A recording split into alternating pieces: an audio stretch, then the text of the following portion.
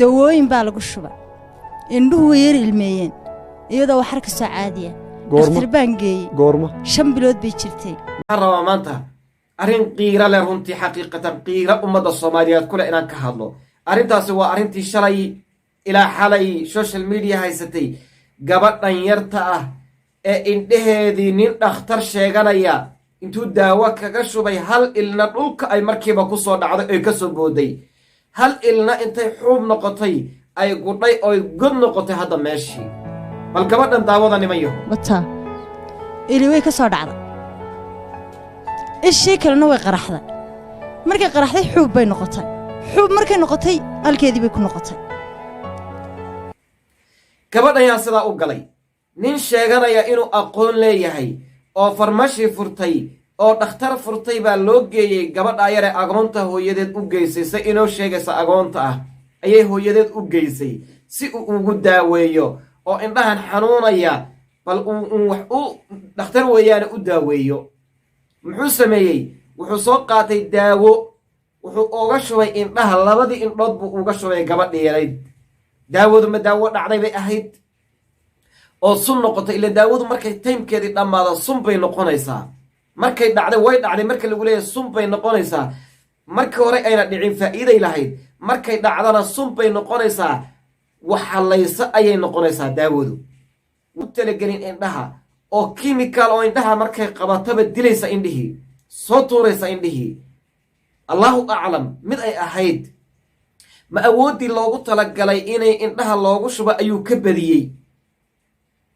arrintan noocaas ah mid ay tahay su'aalo badan baa dul hoganaya runtii xaqiiqatan su'aalo fara badan ayaa dul hoganaya oo la isweydiinayaa waxaad arkaysaan ummaddii shalay dhegaysanaysay Somaliland TV-ga ka soo qayb galay madaxdii ka soo qayb gashay ee ka hadlaysay infaktiga iyo daawadu dhibaatooyinka ay u geysato iyo dadka aan aqoonta u lahayn daawooyinka ee dadka siinaya dhibaatooyinka ay ku samayso Somaliland ayaga oo falanqayntii ka soo qayb galay ayay hooyadani imaaday markaasaa ku weyn iyo ku yar weriye iyo nin madax ahaaba oo hin la isku daray maxaa la isugu dari waaye gabar yaroo agoon ah oo hooyadeed wadatay ayuu ka dilay indhihii maxay samaynaysaa mustaqbal la'aan gabar yaroo maanta 5 jir 6 jir ah oo runtii xaqiiqatan indhaheedii ku weyday nin daawo siiyey oo dadka u sheegaya inuu yahay dhakhtar ummadda Soomaaliyeed meel kasta oo joogtana way ku badan yihiin kuwa dhakhaatiirta sheeganaya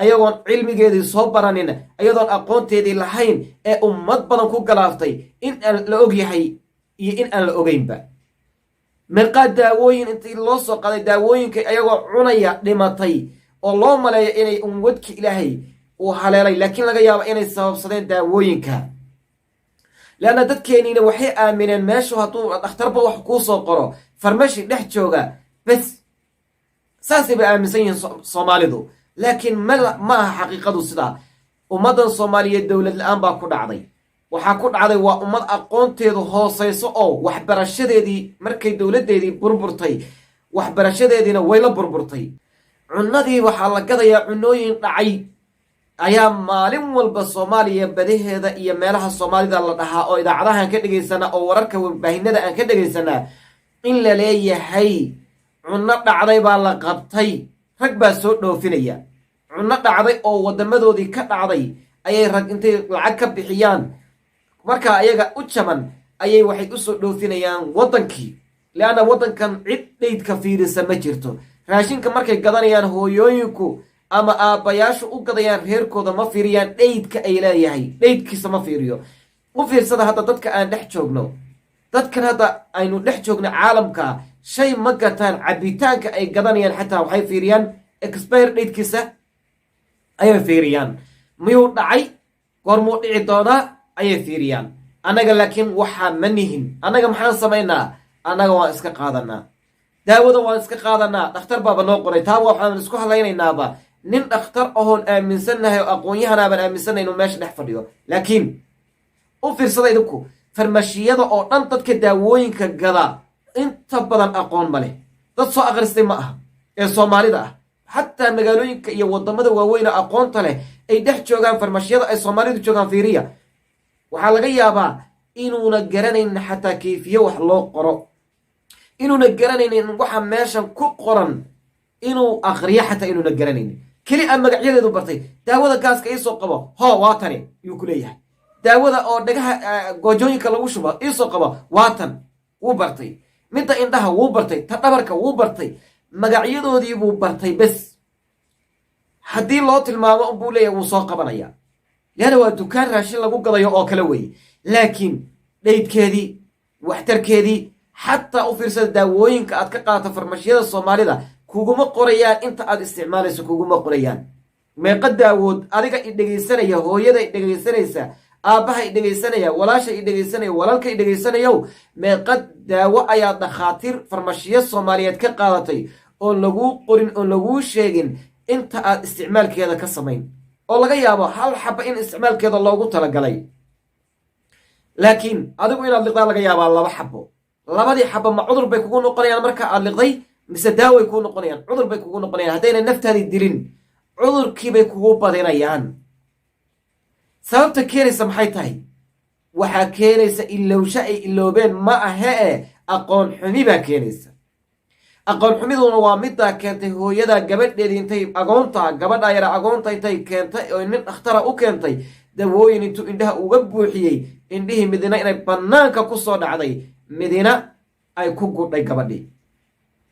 markay u timid hooyadii ay tiri, war hadda dhakhtarow, gabadha inaad ii daweysaan kuugu imideed, gabadhii waatan maxaan sameeyaa? gabadhii ilina ka soo baxday oo ishii way beeshay, ilina waatan oo intay beeshay bay dib ugu laabatay, bal maxaan samaynaa? wuxuu yidhi, hooya raalli ahow, inaan dila maana rabine, magteedaa lagu leeyahay. 50 gabadhaas 50keedii baa lagu leeyahay. 25 iyo 25 labada indhood weeye ayaa lagu leeyahay. ninka ha la raadiyo, hooyadaasi ha raadiso, innaguna aan la raadino, dowladduna ha la raadiso.